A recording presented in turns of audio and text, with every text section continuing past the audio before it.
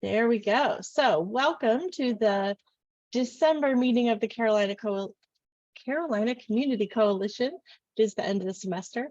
We are really excited to have y'all with us today and talking about impaired driving.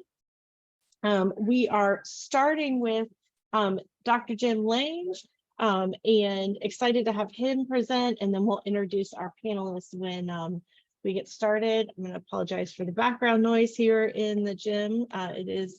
Basketball is a great stress relieving thing, right? Let me start by introducing Jim Lange. He is the Executive Director of the Higher Education Center for Alcohol and Drug Misuse Prevention and Recovery, which is a mouthful, an academic center at The Ohio State University. He lives in San Diego, where he is San Diego State University's coordinator of alcohol and other drug initiatives. His expertise in campus prevention efforts is based on over 20 years at SDSU, over 25 years of prolific funded research in the field of AOD prevention. He's credited with over 70 peer-reviewed and scholarly publications, over 180 conference and invited guest presentations. He's also spearheaded statewide and local coalitions and other major prevention initiatives. So we're really excited to have Jim with us to talk about impaired driving. And I will say, I've heard him talk about this a couple of times now this year, and every single time I've said I can't wait to get Jim to talk with our coalition so that y'all folks can hear some of what is going on. Before you start, Jim, let me remind everybody that we do have the fancy version of Zoom, which means that you can use the Q&A function to ask questions of our speaker and our panelists throughout the presentations. You can also encourage you to use the chat function to introduce yourself to the group. I think that's all our housekeeping. Thank you for being here, Jim, and take it away. Happy to be here. I will warn you that I'm really bad at seeing questions that come through either Q&A or so. If someone sees one that they can alert me, that would be great. Let me share my screen and we will proceed.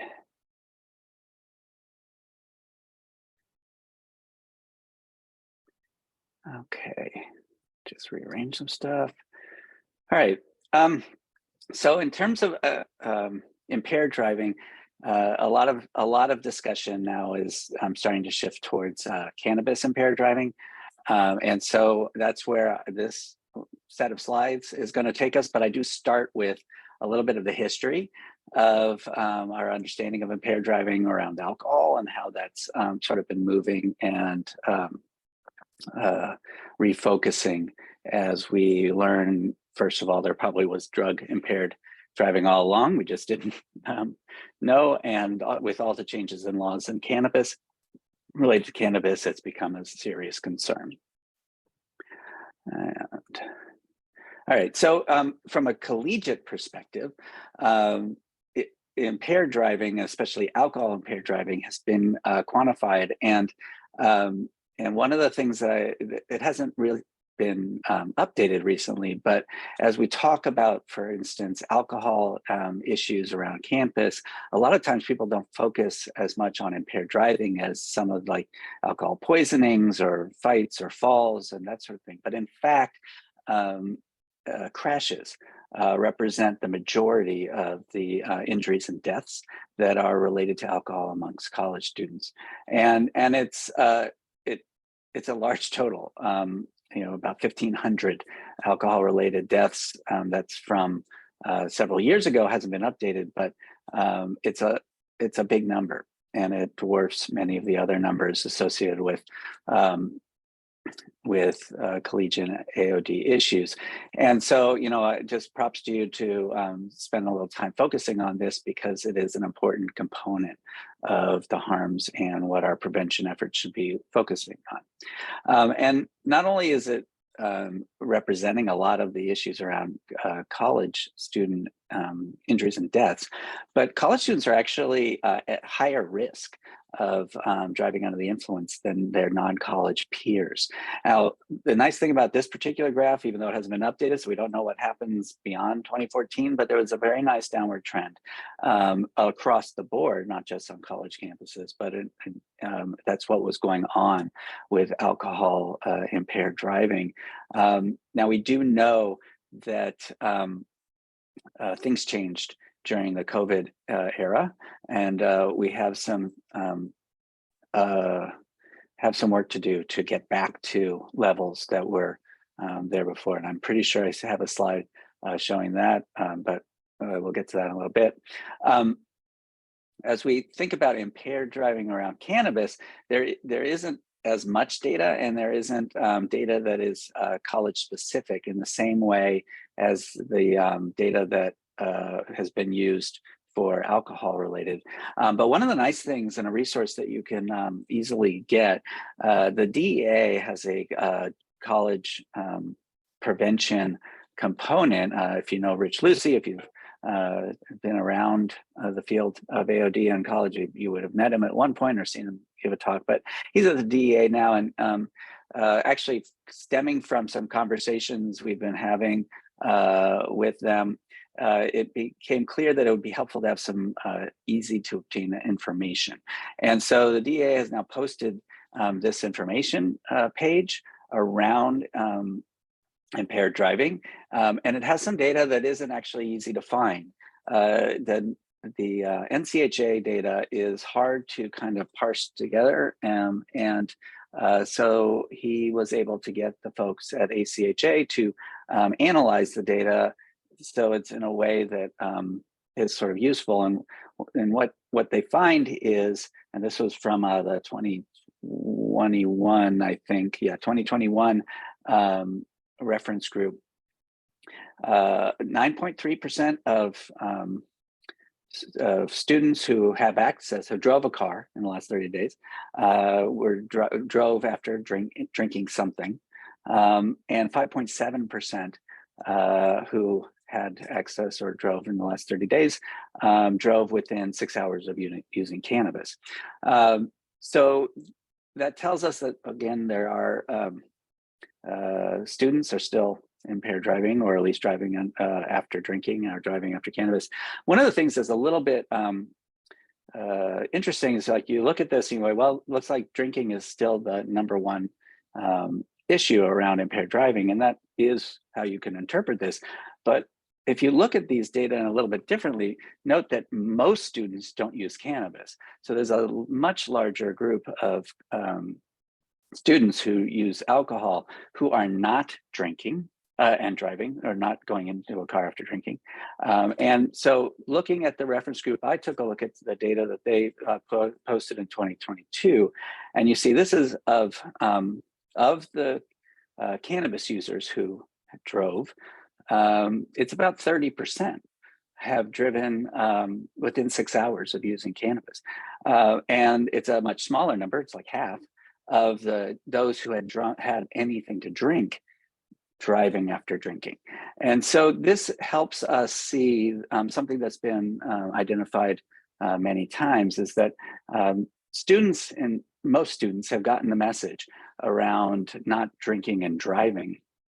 But the message around cannabis is not as clear, and it has not reached and not been internalized in the way that that alcohol has. So this, I think, helps us see a little bit. And there's other ways you can see the same phenomenon in different studies. For instance, this was 10 years ago, but even recently, the data I just showed you, I think it's about the same, found that in their college students, their sample, drug driving prevalence is similar to drunk driving, but again, use of drugs is much lower than alcohol. So the fact that it's similar is indicating. And then one of the things that I think is really interesting, and this is a convoluted quote, but this was from another study that showed the most common strategies for reducing driving under the influence of cannabis. the risk was the way the strategies were to compensate for the perceived impairments. It wasn't to not drive. It was, how do I overcome the influence of cannabis? While when they talked to them about drinking with alcohol and cannabis, if alcohol was involved, then they found people trying to avoid driving at all. So the idea is students understand they shouldn't drive after drinking, and so they come up with solutions to not drive. When they're talking about cannabis, they will do things like slow down, have larger spaces, but lead distance, that sort of thing, try to compensate for their perceived impairment. So again, this is showing us a little bit what's in the minds of those who are using cannabis related to driving. And then a very recent study in the lab where they gave some people cannabis to smoke and some a placebo, and these were all people who had relatively regular use of cannabis, and then put them through driving simulators, but also asked them, do you feel like you could drive? And 30 minutes after smoking, the treatment group with the THC, about half of them said they would drive. But if you look at the better or worse in terms of their actual performance, they're in the worst side. So their perception was that they'd be fine, and in fact, they were not. And it wasn't until around 3.5 to 4 hours that they started being more like the control group and going back to their regular. So it tells us that the internal cues around and their perception that they can overcome any impairment is wrong, but it is, again, prevalent. So understanding that leaving it to the person to decide whether or not they are ready to drive is a risky strategy. Unfortunately, that is the current sort of slogan-y approach. Out of the National Highway NHTSA, National Highway Transportation Safety Administration, campaign around, if you feel different, you drive different. Well, it is true. If you are feeling it, you do drive different. But those more recent data help us see that even if you don't feel different, you are still potentially driving differently. And so using an internal cue to decide if you're ready to drive is a mistake, especially we now know with cannabis, at least. And I did mention within the rates of both alcohol and cannabinoids and others. This is a little old. They may have published some more recent since I grabbed this slide, but dramatic increases of alcohol-related and drug-related crashes, and what they were talking about basically is 15 years of progress wiped out. Now, the reason for that could be all sorts of things. There was obviously a much less traffic during the COVID era. Speeds went way up. So very high speed crashes were being reported in most states, if not all. And enforcement changed dramatically also, as there was social injustice and reckoning around policing, and COVID restrictions all played into a dramatic reduction in traffic enforcement.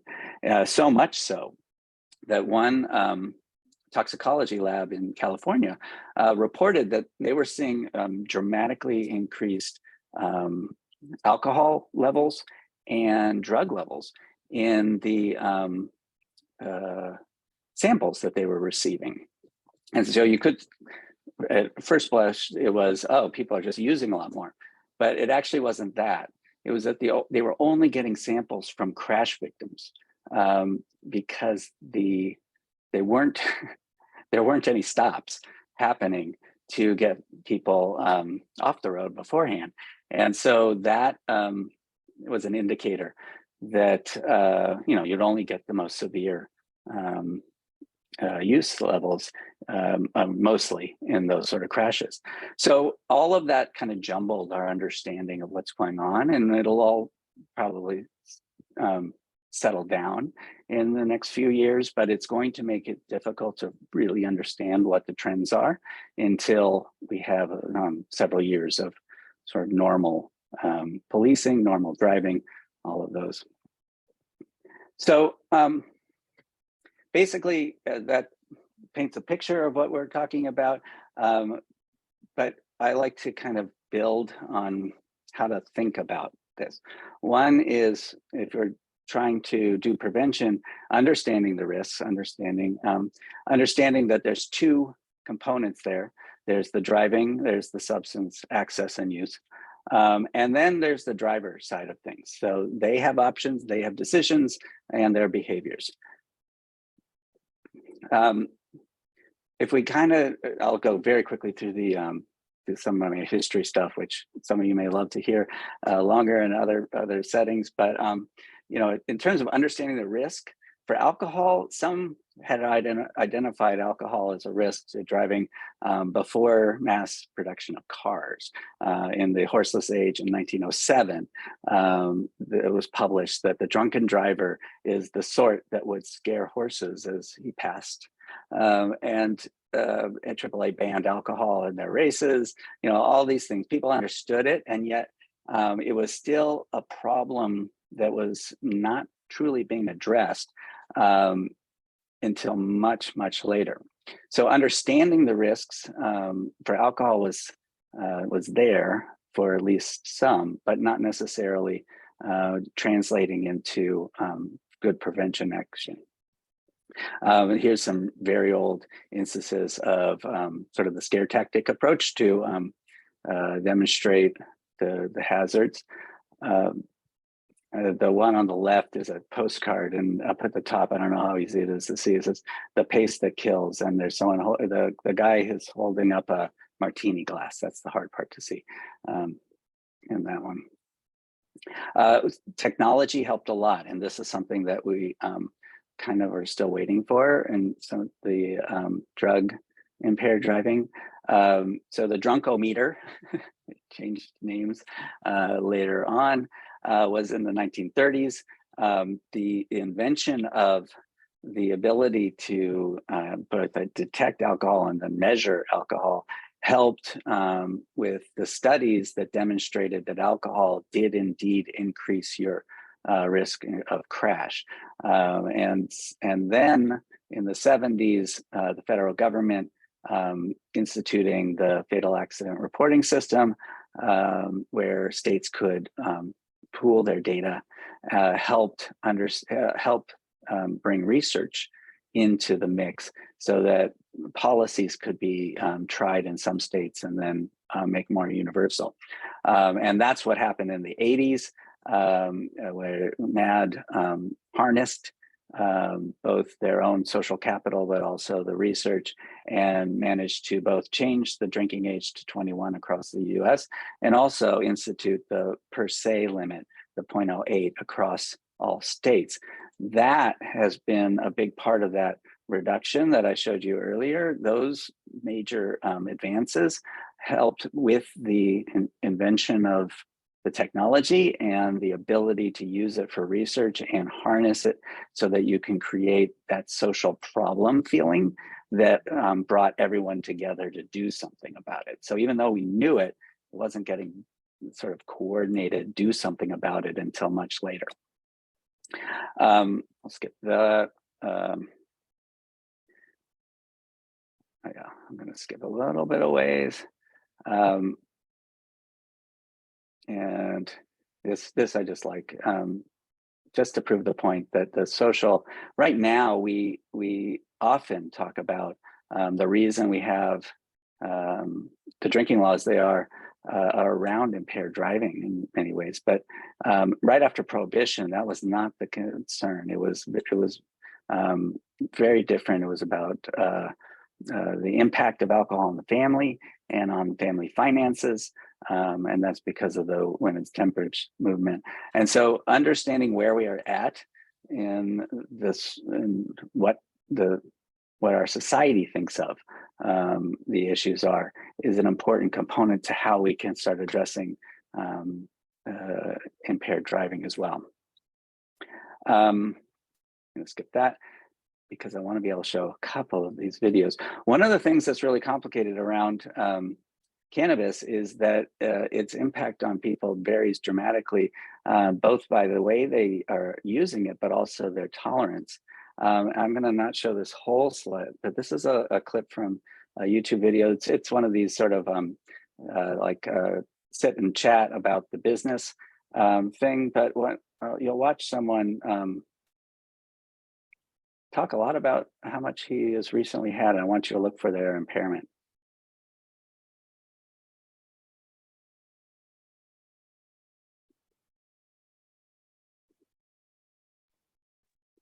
Jim, I can't hear the sound. Thank you for telling me. Let me see if I can make sure I'm sharing properly. Thought I had clicked that. Share computer sound. Let's see if that fixed. Fail. I think. Yep, that fixed it. It wasn't a fail, Okay. just the video just Okay, let me. I did a strikeout with some 99 peaches in the other one. Just been going hard already. I'm so burnt. Alright, well we're gonna keep going because we had a fail. I think It wasn't a fail, just the video just stopped working. We've been chilling here for like 20, 30 minutes. Brock's like 7 dabs in. This is 8. I'm knocking domes over. I don't know where this guy's at. I don't know where he's at. I'm no dabs in. I'm like 5 or 6. Naps is drinking. I've been drinking. Not too hard, just drinking natty like. Sipping. I did a perfect strikeout, no cough though. Yeah, Man. That's probably a mix for that. No cough. Like no cough. I'll probably cough real bad now. Right. Alright, this is that wheezy, right? That's a wheezy.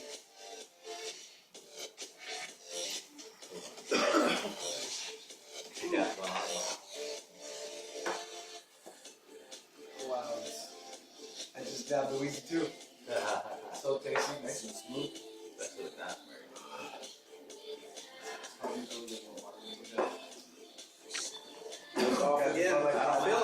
Okay, so that's how faded. he's already told us that he's done this off camera.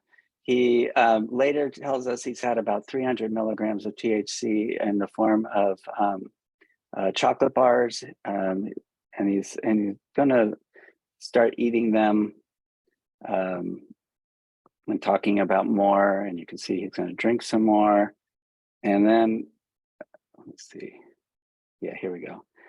Just want you to hear his perception of his how he's feeling. Who actually grew it too? It's a nice little numbness. You got that? Yeah, I did. That's the last of the second one for him. He ate 2 so far. They're 180 milligrams. Pretty rocking. I think that's what they say the triple X Kizzy bar. He's eating 360 milligrams. Yeah, he's already done 2 of them. 180 weight. So tolerance. If you want to see an example of that, sorry, I went. Excellent. I think it's a good example. I mean, he's barely showing anything. Now he's sitting. Who knows what would happen if we had an interaction with him, if we could elicit some more subtle. But he's had more THC than I'm confident any of you and myself, even if we shared all of that, would feel very uncomfortable with that much THC. So as we think about what the concepts are in terms of like its analogies to alcohol, understanding that there are folks who really don't like the idea of like a per se limit for cannabis, in part because it affects people very differently, in part because of tolerance that has not been well studied, how long this develops, what levels of tolerance are even possible. This shows that they're pretty high, and so that's a complication. which means we probably won't be getting something like this. This is an example of the sort of chart you might get with your driver's license that shows what your BAC is, and then you just sort of do the math on your weight. I mean, it's actually a really bad estimator, but it gives people at least a clue of what their BAC would be with various drinking. And that's not the way cannabis and many other drugs work. So having these kind of linear approaches to the laws and the enforcement is complicated when we start going into the drug component. So instead, thinking more about the environment, the driver, their options, decisions, and behaviors, what is going on. It's important when we're talking about college students, understand, at least for alcohol, it's often a group level thing. Now for cannabis, it may be both group sometimes and individual. Other times that hasn't been well documented. There are decisions that they must make early that lock in what their risk is later. Like, did they drive? Did they all drive to the same place? Or did they take a ride so they can use a designated driver? So there's sequential elements of it. And then we've also got good research that cues at the point of decisions are important. So proximal cues can do things like increase the use of designated drivers if the decision is, if the cue is prior to the consumption. I'm going to skip that. There are social dynamics involved, at least with drinking, we assume with many of the other drugs, but we haven't studied it as well. So it's easy to go into a bar. It's actually pretty easy to go into a party and see the drinking. The types of drug use, sometimes it's very public looking, often it isn't. So understanding better the support systems and the social interactions that might increase or decrease risk is difficult. I always want people to have the socio-ecological model in their head when they're thinking about what to do about impaired driving, because it's actually one of the most community behaviors most people do, and the most regulated behaviors most people do is on the roads. And so it really does create a need for building all of the levels if you're going to try to do any sort of intersection. But from a campus perspective, a lot of the things are difficult for the campus professional. So I've highlighted a few of the things that you can think about that might more easily be done by the community coalition, the campus coalition, that sort of thing. I'm looking at the time, that's why I look this way. I really want to show you one more video. This one isn't as real. It's interviews of bud tenders, but it helps us get a sense of what the perception of acceptability is for the interaction of the sale of cannabis. And I want you to think about, would this work at a bar as well? The highest customer I've ever helped, I thought he was drunk because he was just like moving like a snake. A gentleman who came into our shop bought a couple joints, left for a couple hours, came back again, bought the same joints, left, and every single time got progressively higher as he came in. Third time he came in, it was just like, it was 15 minutes of him looking at the board and then getting the same thing that he got prior. He's just like, yo, just, you know, give me like whatever, like the dankest, you know. He would like put the money on the table, like, here you go, just with this. It's never a negative experience. It's kind of nice because they'll just kind of like waft through the room aimlessly. What can I do for you? Just blank face. What do you got? Well, it's all in front of you. Let me get an eighth of the granddaddy. Let me get an eighth of the jack. Let me get 4 of those and 6 of those. And then you're lining everything up and you told him up and he's like, oh, I got like $30. And you're like, bro, oh, wait. And then he'll like pull a 20 out and then he'll pull like $7 out. There was actually this couple that came in once drenched from head to toe. They had smoked and it was like super hot that day. They were like, let's go into this fountain, and it's like a public fountain, like you're not supposed to be climbing in it anyways. They get into this fountain and then the guy realizes his weed is in his pocket. So they came to the dispensary. There was this guy, he brought me a coupon to McDonald's because he wanted to take me out for lunch. But instead of taking me out for lunch, he just gave me his McDonald's coupon so that I could take myself out for lunch. We had this guy come in and he was, I think, pretty high. I was standing at the counter and like, he was like all the way back where you are. And he was like pointing at things that were in the case from way back there. They're just like, I want this, I want that. Okay, cool, you got it. And I was like, thanks, man. I'm gonna go. Keys, bag full of products, walks out. You can see them going to their car, checking it, it's not opening. He's just like, but then he comes back and he's like, I can't find my stuff. And I'm like, it's right here, sir.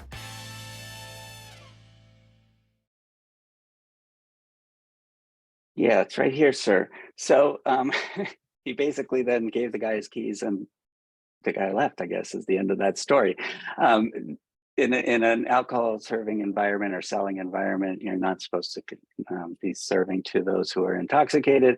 The responsibility that was being, the feeling of responsibility was definitely not being expressed in those interviews, which were supposed to be funny, but still, we don't have it in a place in the legalized states where the bud tenders are being trained in responsible cannabis sales, the same way responsible beverage sales is pretty ubiquitous.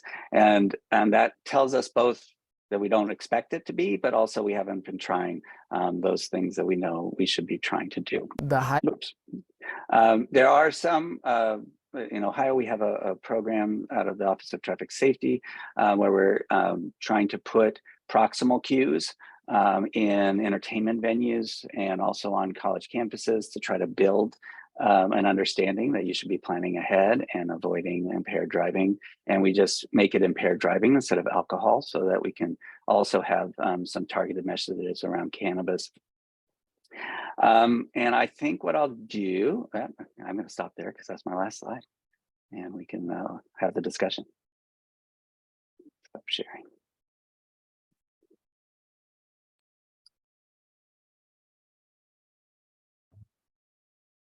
There we go. Thank you so much, Jim. That was fantastic. And as always, interesting in the information that you share. So I really appreciate all of that. I know I have questions. I'm sure our panelists do as well. So we'll see. Hopefully we can get through all the questions that we have for you, I'm sure. Folks, I will remind you that you can put questions in the Q&A or in the chat for us as we talk. But I want to get started by going across the top of my screen and doing an introduction of the other folks who are joining us today. I'll let y'all introduce yourselves, tell us what organization you're from, and feel free to jump in with some questions as well. Stephen, will you get us started? Sure. Stephen Burke, good to be with everyone today, longtime member of the group, Regional Executive Director for Mothers Against Drunk Driving in South Carolina and North Carolina. Glad to be here. Thank you. Sergeant Gilbert, you're next on my screen. Sergeant Kyle Gilbert with the University of South Carolina Police Department. Been here a little over 5 years, but total law enforcement a little over 13. Thank you. And Corporal Tevapa. Good afternoon, everyone. Corporal T. Paul, USC Police, about 11 years of law enforcement experience. Did road for about 8 of that. Now I'm with the crime prevention K9. So I do a lot of outreach, tables, advocating safety to our university. Thank you. Stephen, would you like to kick us off? Sure, I'll start off. Yeah. Appreciate the presentation so much. So as you may be aware, we are one of the states that is not legal in any form currently.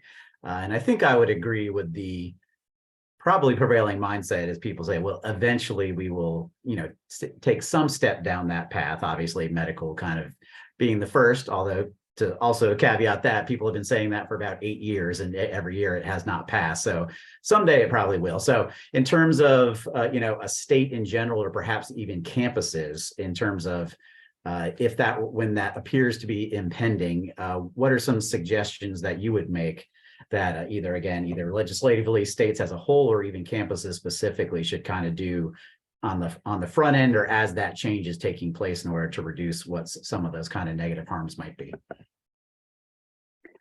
Well, currently, though you're one of the last states to have, no campus that receives any federal funds, which is all colleges and universities pretty much, permit cannabis use on their grounds or associated with any campus activity. That is because of the Drug-Free Schools and Community Act.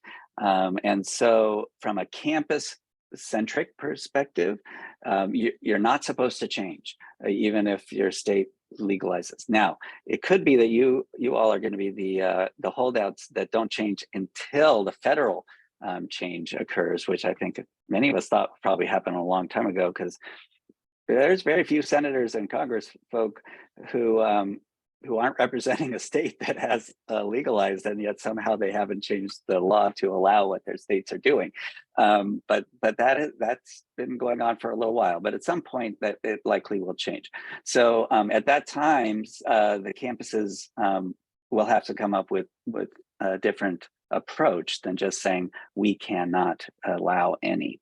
That said, in the legalized states, there is an increase in consumption that's been observed. But as we've been learning more, especially out of Washington state, that increase has been primarily in the older demographic, so the 21 and ups. And that kind of makes sense, because young people have had access to cannabis for a long time. And it's when you start losing those social connections, probably to the campuses and others, your access declines, and then those dispensaries fill in that gap. And so you should still be doing something around impaired driving and cannabis, even if it isn't illegal. They are probably getting many of the same types of products, like the vape pens, like the oils and waxes, and the higher potency leaf products as well. Just like the states that have legalized and have that in the dispensaries. So it isn't the case that you couldn't be doing almost the exact same thing that the other state campuses are doing, which is educating.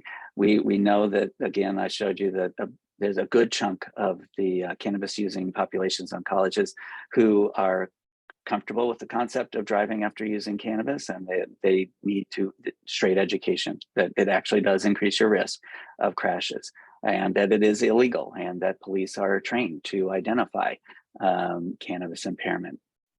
And those are messages. We often say, don't try to just educate things away, but if you don't have that base knowledge, you're not going to get very far.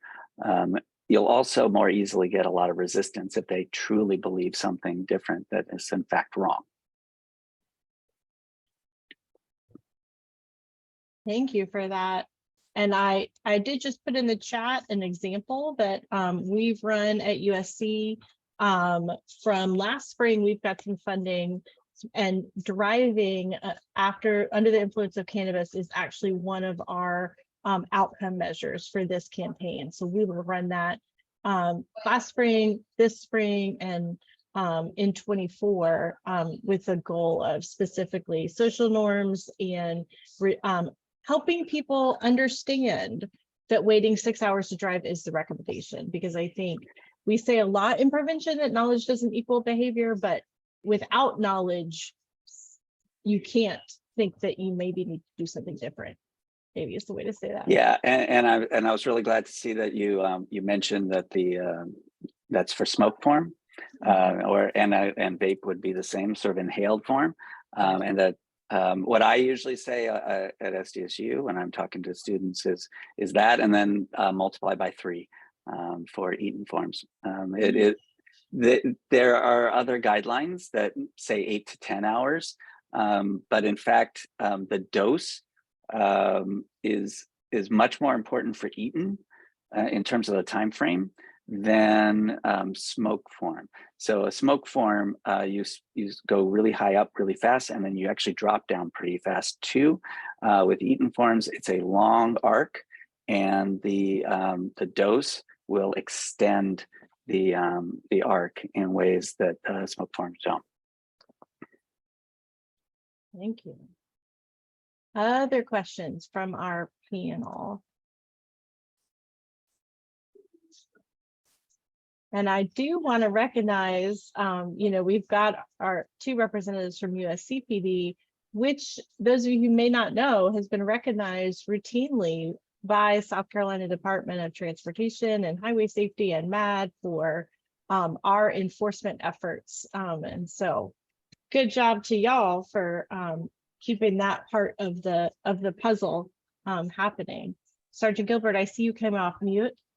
Yes, I have a question. Dr. Lange, I'm a current DRE instructor here within the state. So obviously doing a lot of drug impaired driving enforcement and recognition, as well as teaching new DREs, the program and the curriculum.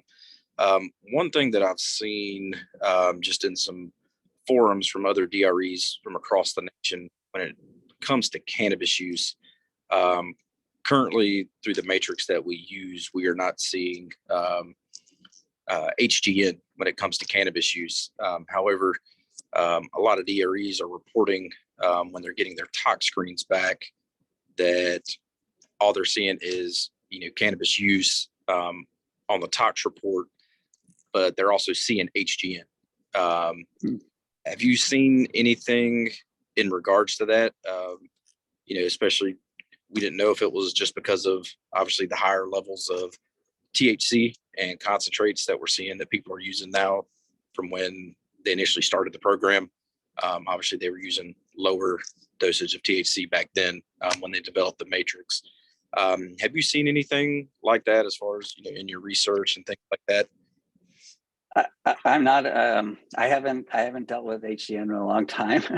Long before this, I actually did do some training of some Marine police, trying to figure out a good SFST for boaters.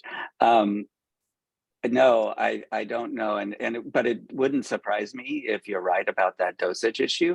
That's a problem with a lot of the research that we're kind of stuck with. One is it's mostly smoke form studies and not eaten form. And then also the doses are relatively low compared to what the products are out there. And thirdly is it's always pretty much subjects who are somewhat regular users. You can't have novel users in a study. You can't be the first joint that a subject has for ethical reasons. And you can't have those with like a substance use disorder as being given more cannabis as well. So there's this kind of range of the type of person who can be in the studies. I don't know if that's reflecting in what you're observing, but know that this research itself is constrained in ways the field is not. And there could be other things. Now you said the toxicology came back only cannabis, so not with any alcohol, I guess, and no. Others. Because no, I can't speak to it beyond what I just said. The sort of hesitancy of how good the research might be, but I haven't really reviewed it in that level. Okay, thank you. I wonder if you can talk a little bit more about that idea of proximal cues, and some of you touched on it, but I think some more examples of what does that look like? It can be really simple. So this is way back in my dissertation days. So we're talking way back, where we were interviewing groups of young people who are about to go across the border to Tijuana, where there used to be a very high drinking concentration that attracted US citizens to go drink heavily and then come back.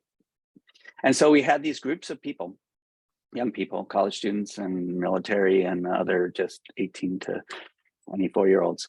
And we stopped them and we did an experiment on them, actually. We randomly assigned the groups to receive different information. And the information was really simple. We asked them, some of them, so who's your designated driver? And usually someone would raise their hand and or they would negotiate at the time, and then they would go and we would tag and release. We had code numbers on bracelets, and they would go, then we'd breath test them on their way back. And we found that just asking the question before they were in the drinking environment reduced the driver's BAC by 25%. If we had a group member read a little card that said, who's going to be our designated driver? It reduced the drinking of the driver by 80%. So it tells us that we're not trying to convince anyone, we're trying to cue something.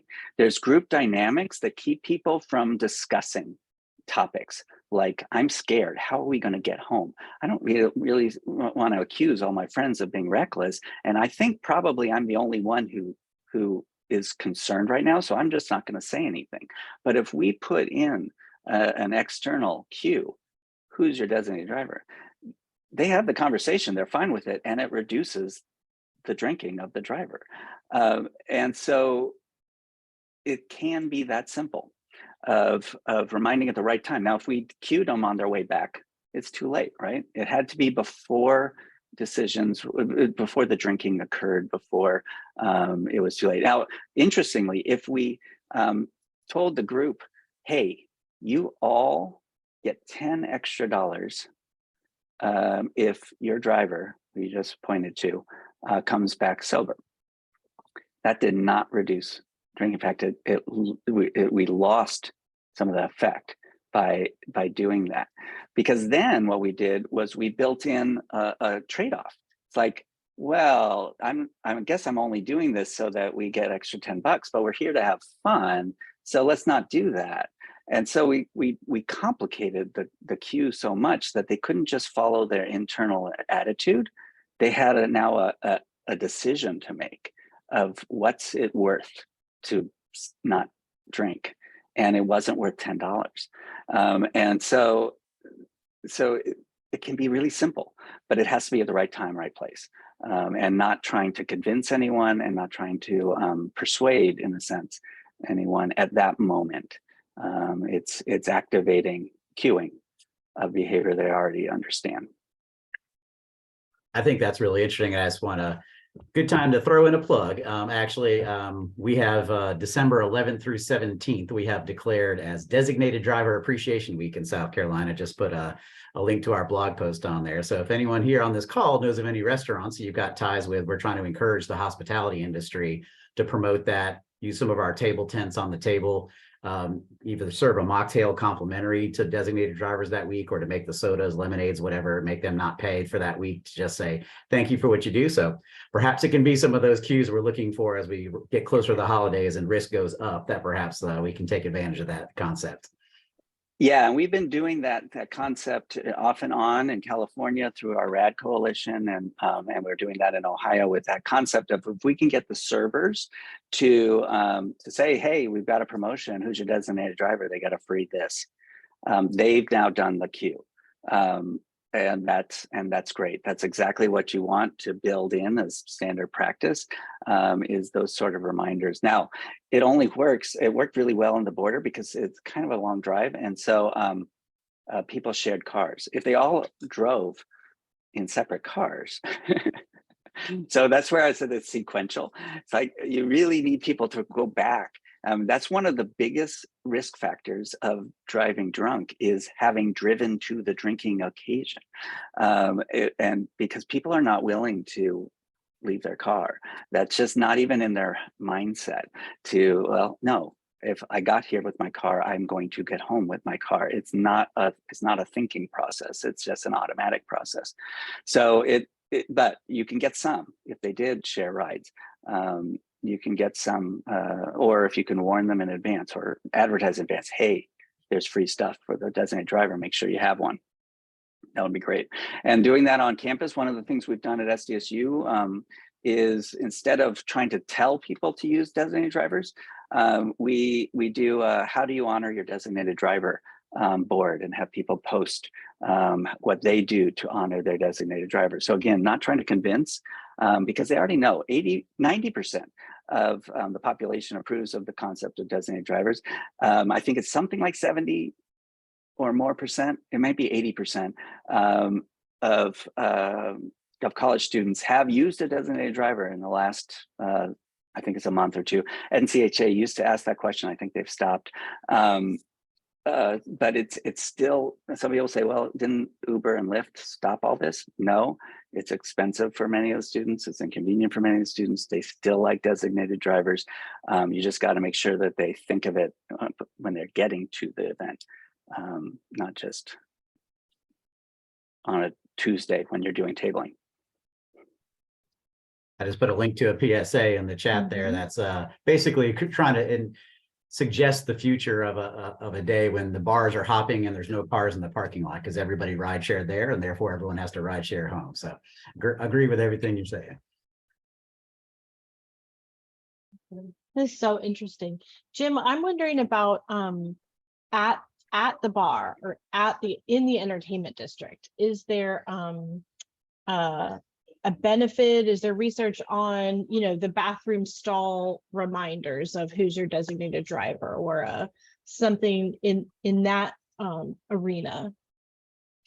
It's definitely worth a try. Again, there's the sequential nature of this is difficult. Like by the time you go to the bathroom, you've probably been drinking, but you could encourage, hey, wait it out for an hour or two if you've had a drink. I mean, you have to kind of figure out the math on something on that line.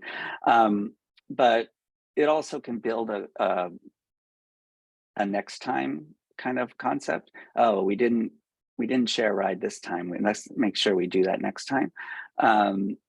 But yeah, I think it's worth a try. And building partnerships with the hospitality is something we've been trying to do in various forms. In California, we're doing that again, as I said, in Ohio, giving them some tools to honor the designated driver, to queue designated driver use is valuable. There is some concern, and I do have a paper on this, that if you spend a lot of money on trying to give away rideshare opportunities, you do see an increase in consumption. And consumption itself costs the community in injuries and other things. And it's very easy for your increase in consumption to wipe out any benefit you got, because there's very few crashes that occur. So you need to solve a lot of crashes. So if you spend a lot and you have community cost of increased consumption, you start getting a pretty wonky cost benefit to that type of campaign.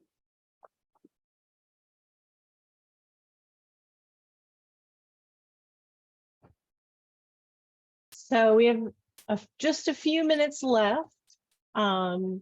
Any final questions or thoughts from any of our panelists? You mentioned earlier, the role that MAD played in some of the his history of impaired driving prevention.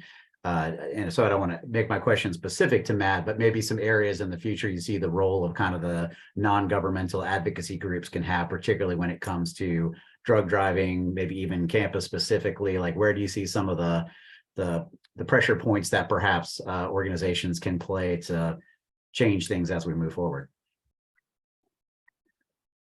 Yeah, I mean, I think everyone recognizes the critical element of MAD back in the 80s with their push to hold judges accountable and move policy change. And I think those are very important. Again, there's this concept called a social problem. And I didn't want to go into this in great detail, but again, we've recognized the harm of impaired driving, alcohol impaired driving, for a very long time. But when a community suddenly decides this is a problem, it isn't necessarily because things went up. It could have been going down for a while, but there's something that happens that coalesces people around the concept that we need to do something about this problem. It becomes a change in the way people see it. And then they're willing to do stuff that they weren't willing to do, like change the drinking age, like change per se laws. You know, those are big changes. And it was only because suddenly, even though there wasn't an actual change dramatically in impaired driving, but MAD helped spark the concept that this was something that everyone should care about. And then they did. And they capitalized on it brilliantly at that moment to make sweeping changes.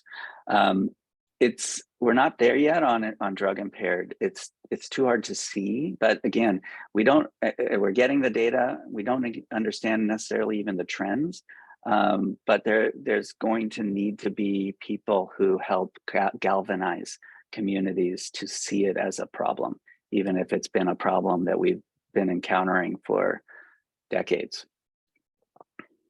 Well, 2021 saw the most traffic deaths in our state's history, and 2022 is going to be the second worst. So I hope perhaps this can be another inflection moment but no signs yet that anything major is going to change, but I'd like to think if anything's going to, it should be now.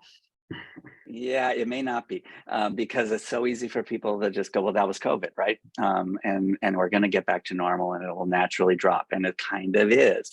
But if someone can figure out the key to make everyone crystallize around it, some big changes can occur, and that'll be wonderful. Well, I want to say thank you so much to you, Jim, for sharing and for taking some time to talk with us, and to our panelists for your great questions and thoughts about this. Obviously, this is an ongoing thing, but also I think there's some things that are changing in our landscape right now that mean that we've got to go back to talking more about impaired driving among our students, because as an urban campus with a lot of Uber, you know, we spend time talking about other things, but this is one of the things that we've got to keep on the radar. So I appreciate your time and effort. Thanks to everyone for being here, and for our participants. We will be back in February with the Carolina Community Coalition. And so everybody have a wonderful break and enjoy your holidays. Thanks for having me. Thank you.